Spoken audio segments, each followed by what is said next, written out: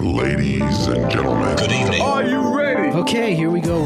You're listening to the Deal Room Podcast. Join us as we bring you the inside scoop on business sales and acquisitions. Get across trends in the area and hear the industry's best recount their real-life tips, traps, and experiences. Now, here's your host, Joanna Oakey. Hi, it's Joanna Oakey here and welcome back to the Deal Room Podcast, a podcast proudly brought to you by our commercial legal practice, Aspect Legal. Now, today we have a really fabulous episode in store for you.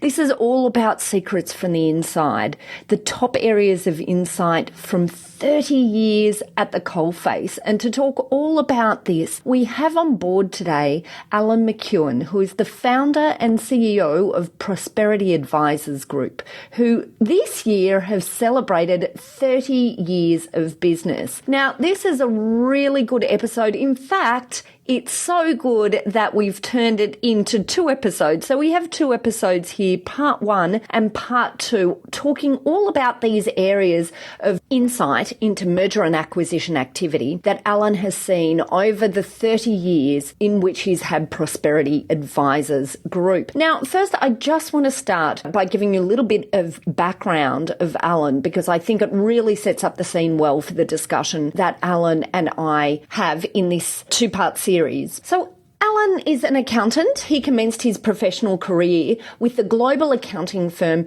Ernst & Young, working for 8 years in the audit and business services division. And after gaining international experience there through secondments to Canada and New Zealand, at the young age of 27, he founded a Newcastle firm, and then for the next 30 years had led the firm, reinventing the business as a multidisciplinary practice and rebranding it in 2002 as Prosperity. Prosperity now has offices in Sydney, Brisbane, as well as Newcastle, and has added a further 10 partners. And the discussions that I have today with Allan are based all around this 30 years of experience in dealing with clients, and not only in just dealing with clients, but also in relation to his own experience based on the many multiple acquisitions that his own accounting firm had also been involved in. So Allan's discussion today not just comes from 3 decades of experience in dealing with clients, but also from on-the-ground experience of acquiring for growth many times over within his own practice. So in the next 2 parts, part 1 and part 2 of this series, we're going to be talking all about these top areas of insights. We're talking about what your exit options are in a business.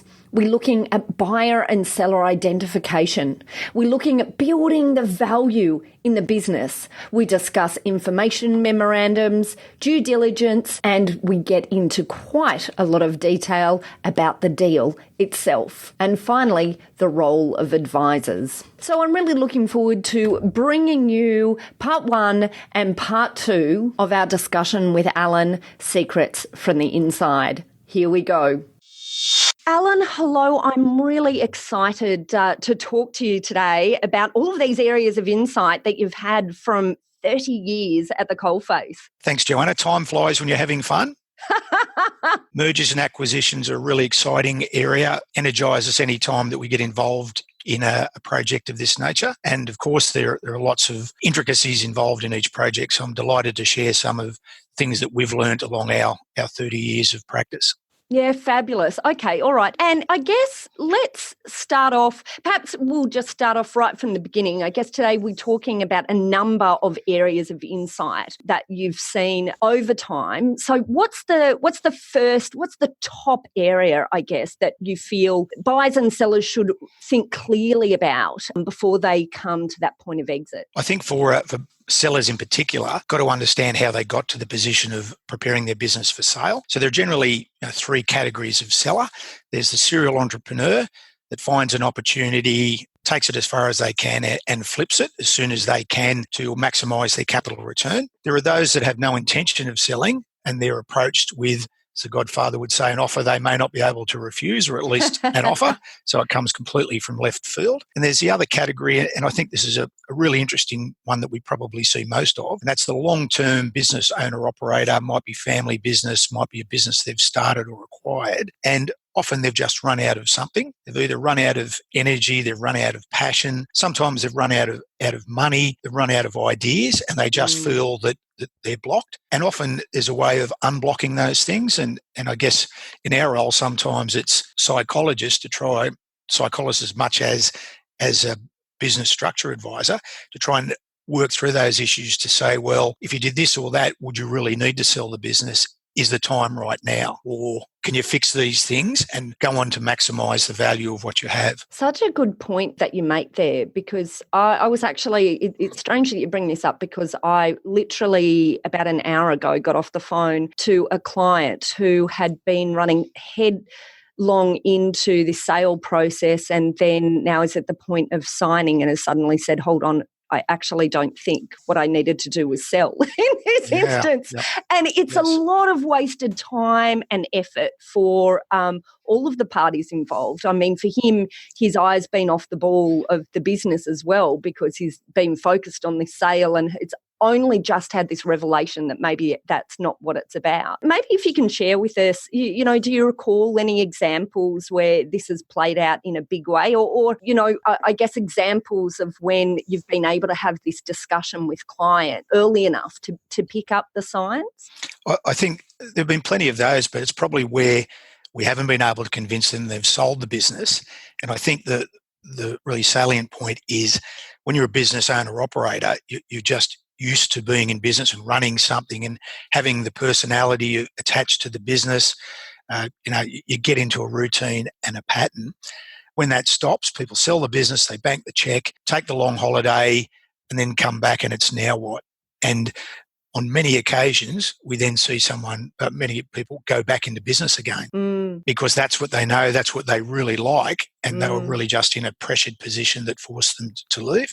And sometimes even worse, they get into an entirely new business where they're new to the industry, they don't know it anywhere near as well as their previous occupation and don't do it well. And classic was a client I had that similar thing and bought the motel, thought that would be great, a bit of a lifestyle thing, and of course it was the absolute opposite, like trying to run faulty towers, a disaster for them, and ended up upselling. Yeah. I've had a number of clients that I've seen that have bought businesses like restaurants and, hospitality type things that have been in exactly the same situation as that. So really good point, not just for sellers, but also for buyers as well, to stand back and really think about the way it is that you're progressing down this path. So then from a really practical perspective, Allan, maybe can you tell us what are the strategies that you've come to over time in terms of how you have that conversation? What is it that you say? What is it that you do? I think as a potential seller, you need to find someone that you know or trust or is experienced enough to have that conversation with, that can speak,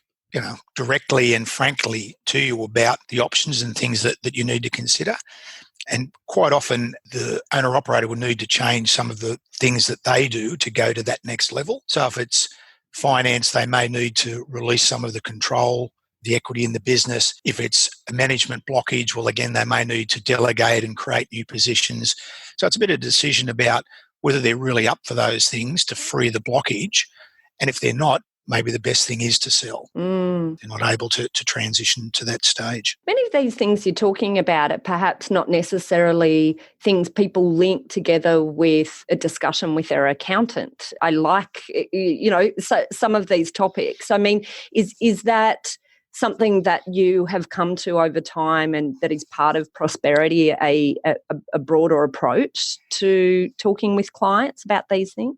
Yes, Joanna, there's no doubt numbers are the language of business success. However, you need to look through the numbers. There are always other considerations, largely around people in value capture as well, that often aren't just reflected on the balance sheet or the profit and loss, but are just so important in any business transactions, but particularly a purchase or sale. I think they're really, really good points. Okay, so we've run through some of the insights that you've had with potential options and exit strategies. What else is it that you've identified over time? I think from the other perspective with acquirers, I think where we've had clients get to a stage where we've worked with them on their strategic plan, it's now time to expand the business through acquisition. A number have regretted they didn't do it earlier. So we all think about organic growth and often just borrowing to finance that organic growth. But there's some real value if you've got your structure right, you're good at what you're doing, you've got your right marketing and business plan. In acquiring another business or businesses that fit well under that, you can leverage up your growth and profitability quite significantly. Now, the risk is if you're able to pull it off, and that's the entrepreneur backing themselves. But where we've been through that journey with clients, running a business well, they're able to, again, successfully run an expanded business and make it fly, and they regret not considering that early because it's scary. We know we can see, feel and touch, but taking on another group of staff and a new client base or customer base, it's challenging to many. But again, if true entrepreneurs and we're good at what we're doing, it's worth taking the challenge. And so I'm sure you've seen that done well and done not so well as well.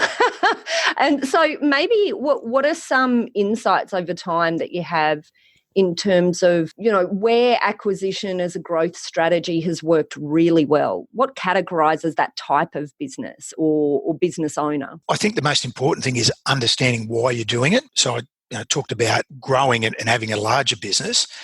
It's not just about that. It's not just volume, unless it's volume for a reason. So the usual things that are important, merging or acquiring to obtain specific skills. So it might be a different type of product that's associated to your product, but one that you don't currently provide. So you've got that product and you've got access to a broader client base.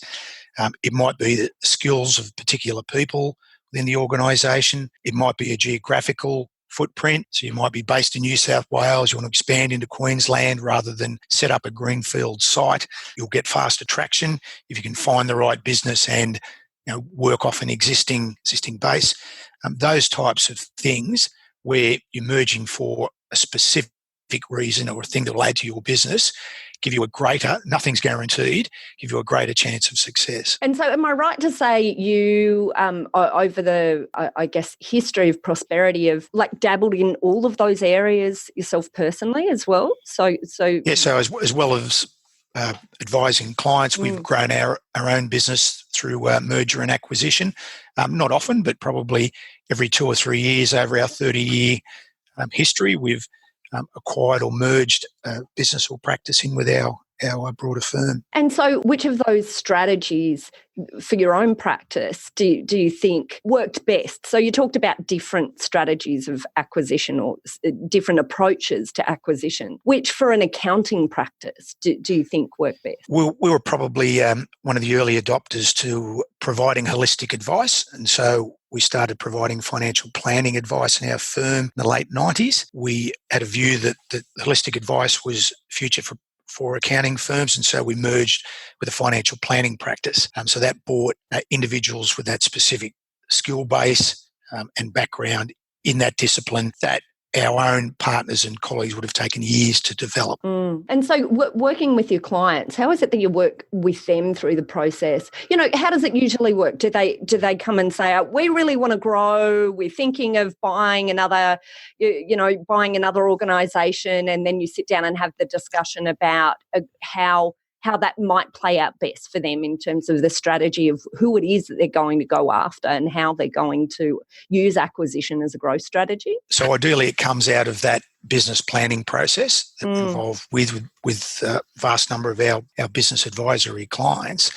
And that is, firstly, what are your long-term goals? And with most of them, it is growth. And obviously those are the options: organic growth, or do you supplement that by merger or acquisition? And then if it's, well, as it sometimes is, we like to do both, it's then, well, what does the merger and acquisition look like? And it's just an iterative process of trying to define what will work well for that particular business, what they see that they need to turbocharge their growth and be successful in their market. And there's been some interesting strategies. You had one client who was a supplier of a particular product to some of the larger supermarkets, and he embarked on a program of buying up all of his opposition within Australia. So he completely dominated the market. That took him a number of years, but then flipped the leverage position that the larger supermarket chains have in driving down price to him being really the only monopoly supplier, and had some tremendous profit results, and ultimately sold the business very successfully.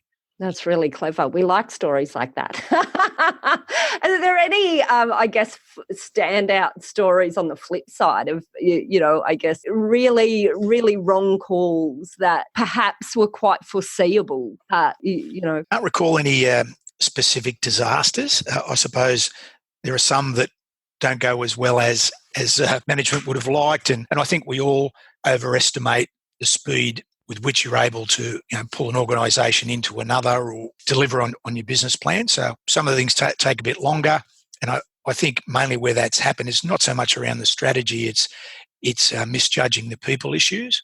Yeah. So either placing more faith or trust in those that don't know well enough, or alternatively, not having the right people on the team at the right time. I guess that's such a hard one to, of course, numbers can tell a lot in terms of a story, but people often are where, it's a little bit more difficult to predict and to model. And I guess on that modelling point, do you do a lot of work with clients within Prosperity in modelling, in financial modelling, and coming to financial models of outcomes to create the strategy? It's really important when you flesh out a strategy such as a merger and acquisition one to say, what does that mean financially?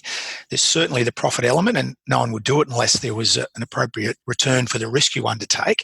But the thing that people often miss or don't think about is what's the working capital investment in doing that. That's a really important consideration in that modelling. So you just don't switch on the benefits from the added business from day one. There's always a gear up period, and that's often a significant cash drain, and you either need to fund that internally or make sure you've got the lines of credit to support it. Yeah, fabulous. Okay. All right. So I think we've covered off well here options for both buyers and sellers and different options and strategies. So what then would be the second area that you've identified over time as issues and insight that you've seen in this area? I think for anybody that owns and operates a business, it's always being in the marketplace.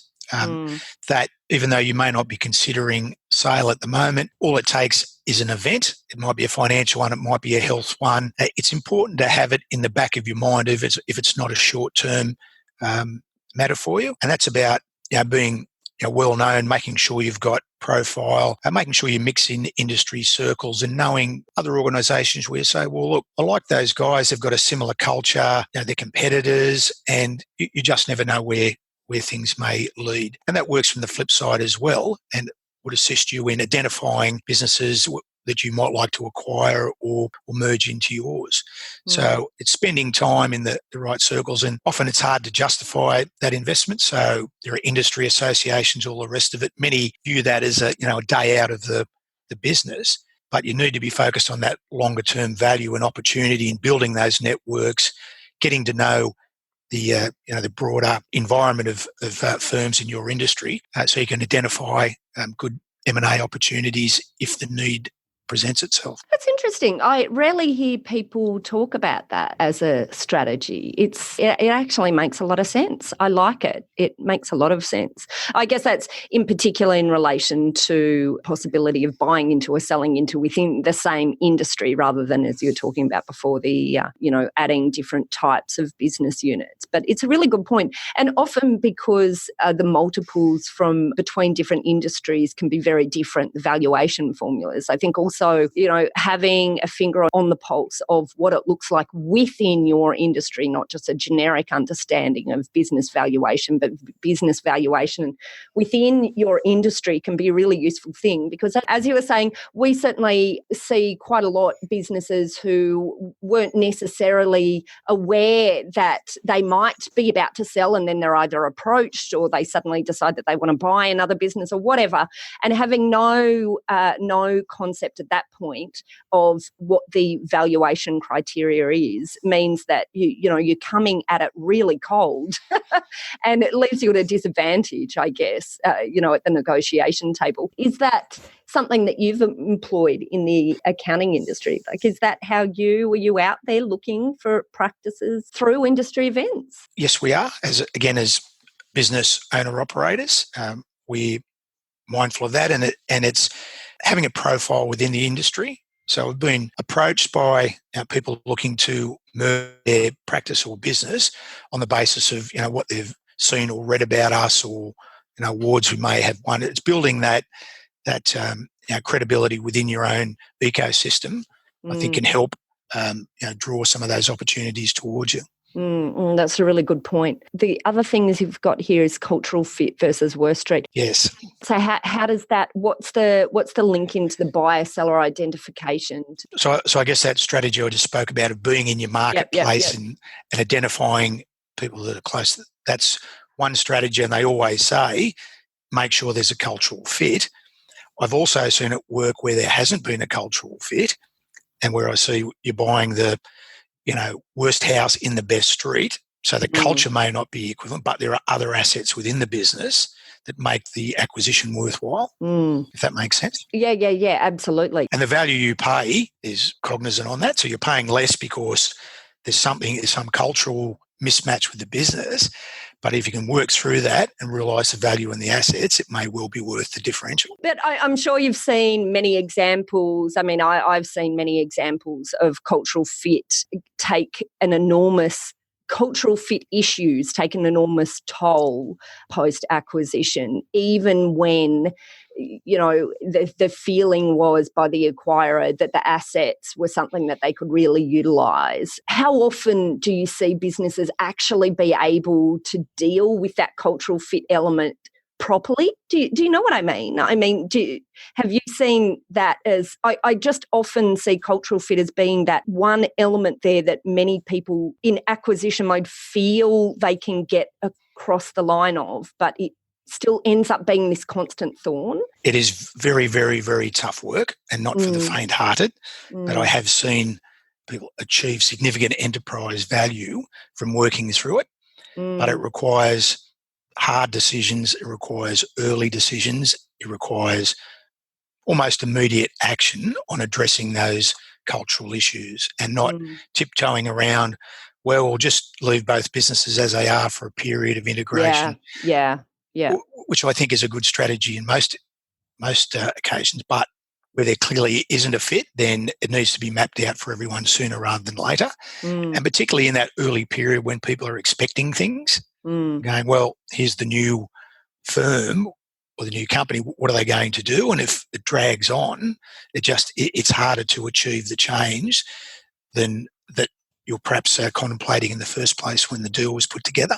And I mean, a good point, this sub-point of yours is under this concept of buyer and seller identification. So it really is about identifying that issue of cultural fit. Anyway, right in the beginning, I guess that's the first point, identifying that cultural fit, is there or might be a problem within the organisation that you're acquiring or being acquired by as well. Okay, all right. So what else sits in this buyer-seller identification piece, Allan? Again, I think it's a little bit around you don't know what you don't know.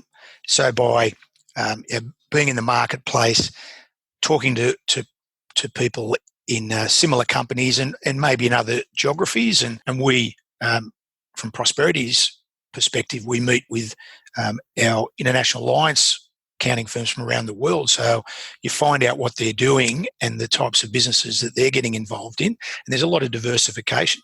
So a couple of our colleague firms have merged in data analytics businesses now. I think that's a really important area that the accounting profession's heading towards. So unless you're out, you don't find the firms that are getting involved in that, or find the smaller firms that are developing that as a strong niche.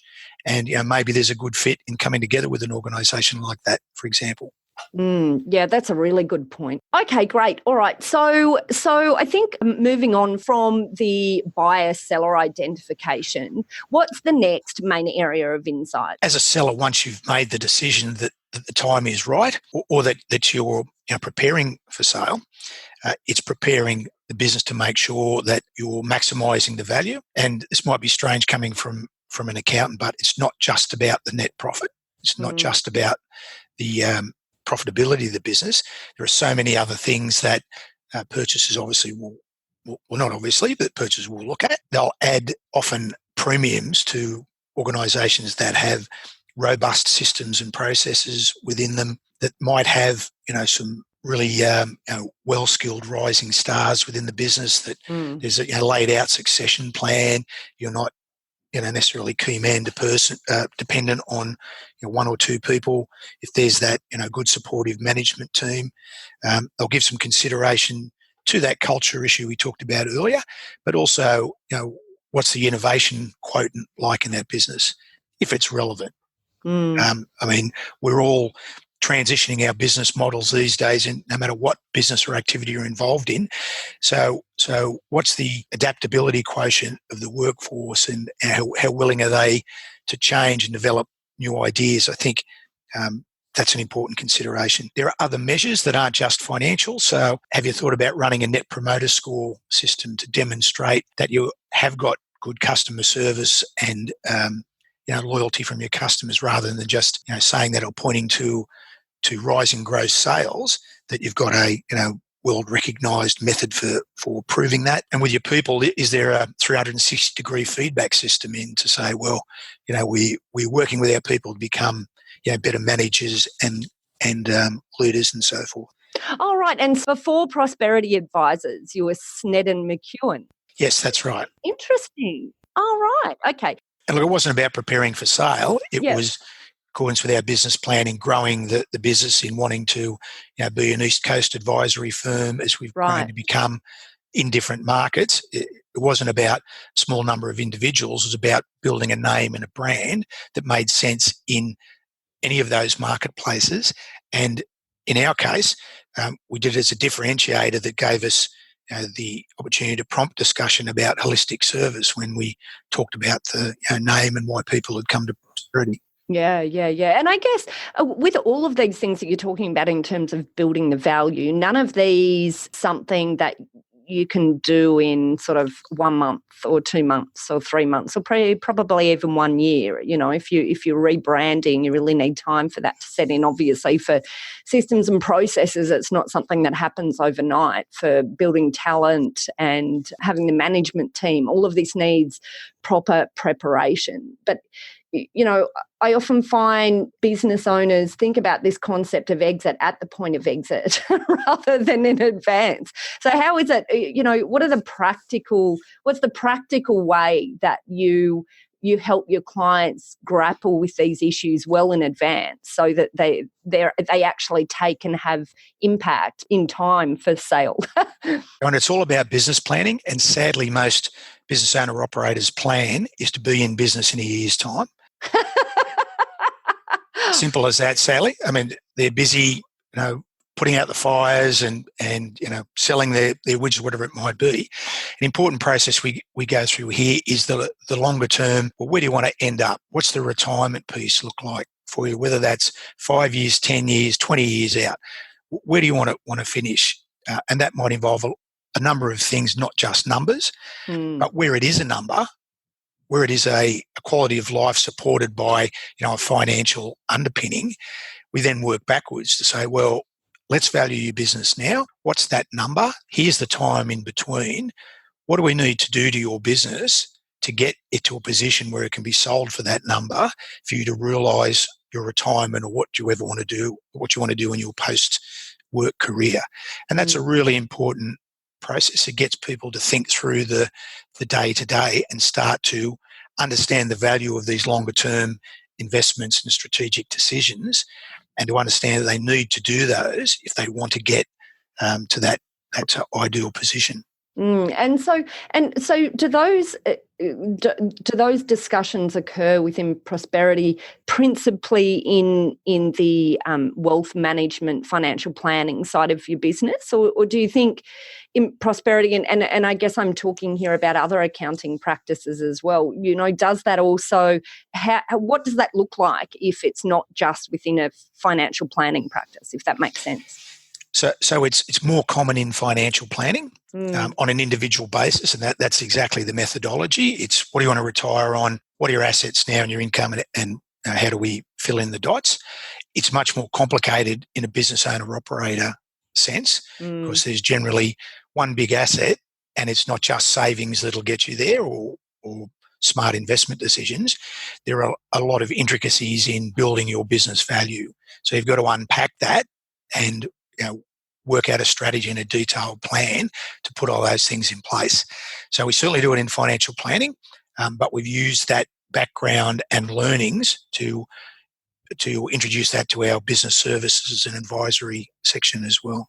And I guess, given that you've had your practice for 30 years, you must now have that experience of having had these discussions or had these clients where these discussions have been had within Prosperity, where they've really gone from one picture to a very, very different picture over time. Are there any examples that you can sort of think of where this discussion early in the piece has just made a massive difference to the way business owners have been conducting the business and then what it looks like at the outcome, at the end? There are some very rewarding things of being in a business like ours. One is seeing your own people grow and utilise their skills.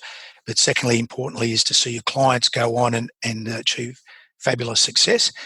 There have been plenty of examples of that. I'd like to take responsibility for them achieving that. But I know we're only holding their hat and coat while they're having the fight, and that we're just providing the structure, the sounding board and the advice, but they've got to get in there and do it. And that's the thing that's not lost on me. They always know their business 10 times better than any one of us or my partners will at Prosperity. We're about structure, process, challenging their assumptions and so forth. But once the plan's put in place, we'll certainly monitor and work with them, but they've got to get in there and do it. Yeah. I guess our role is to have the hard discussions, and when they come up with a plan that's not feasible or doesn't make sense, that we actually, in a gentle way, have that discussion with them. And sometimes financially, there's a classic example, and I can't name names, where one of my partners spoke with a client about the reality of, well, if you really want to achieve success in this opportunity in front of you, you'll need to sell your house, rent for a while, and put the proceeds of that sale into the business to realise the opportunity. Wow. Now, that's not with everyone's risk profile. And what we're about is presenting clients with options. That was an option they chose to take. They've grown that into a multi-million dollar profitable business that's expanded internationally, and it's been a great success story. Again, we don't take the credit for that. It's the people involved that made that decision, but somebody's got to start the discussion, and I'm proud it was one of my partners that did that. What a great story, because that's not a move for the faint-hearted. Selling your house and throwing it all behind your vision, I guess. But look, and many might scoff at that advice, and it wasn't do it, but here are the choices, and we could tell that the client, it was a great business, great idea, but they were just stuck in a particular financial hole, and this was just the only way out at the time. And it's a matter for them to seize the opportunity, which they did. But there's the power of, because I've seen many business owners make high-risk decisions as well. But I think here what you're talking about is the power of, behind those high-risk decisions, making them on the basis of also having a really clinical look at the numbers, and someone with less emotion being able to stand back and give an opinion, an objective opinion on it as well. I guess that's just my comment on that story that you're telling before everyone goes and sells their house and throws it into the business. The power of the right advisor, I think, Alan, that's what I'm saying here. I think it's at this time I should give some sort of financial advice disclaimer. They should seek specific advice in any of these circumstances. Just general, yes, general in nature, yes, absolutely. Sharing experiences. Well, look, and I think at that point, Alan, this is the end of part 1 of our 2-part series.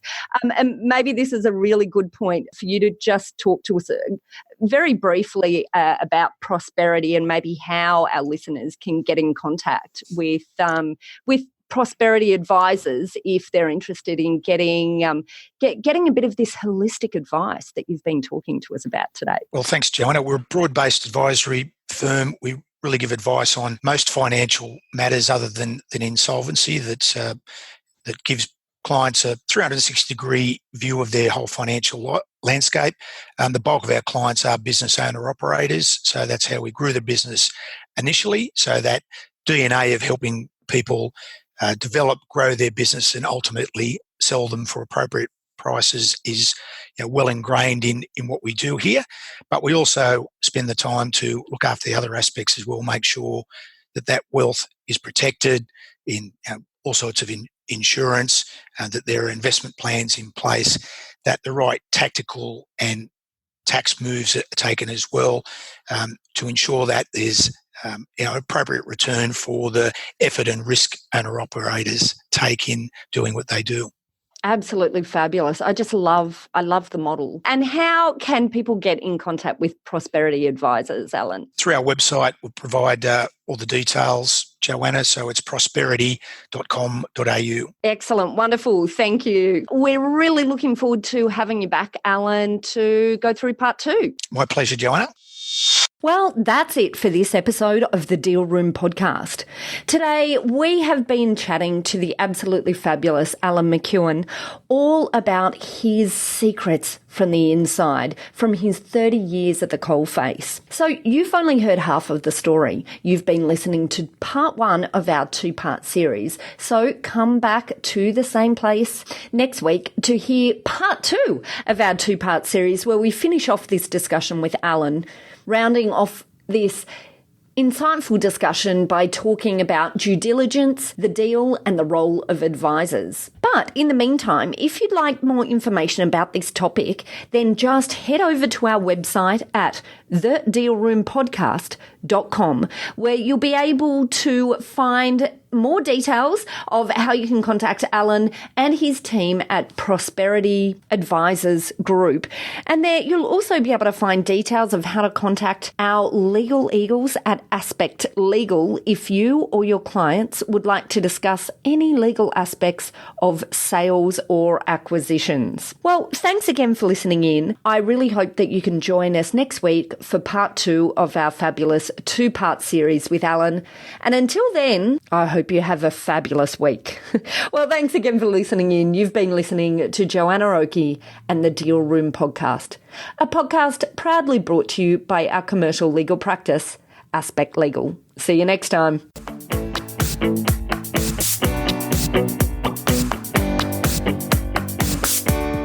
Aspect Legal has a number of great services that help businesses prepare for a sale or acquisition, to help them prepare in advance and to get transaction ready. We've also got a range of services to help guide businesses through the sale and acquisitions process. We work with clients both big and small and have different types of services depending on size and complexity. We provide a free consultation to discuss your proposed sale or acquisition. So see our show notes on how to book a time to speak with us, or head over to our website at aspectlegal.com.au. Ladies and gentlemen. That will conclude this evening's entertainment. Thanks for listening to the Deal Room podcast. To find out more about this episode and other episodes in the series, check out the show notes or head over to our website at thedealroompodcast.com.au.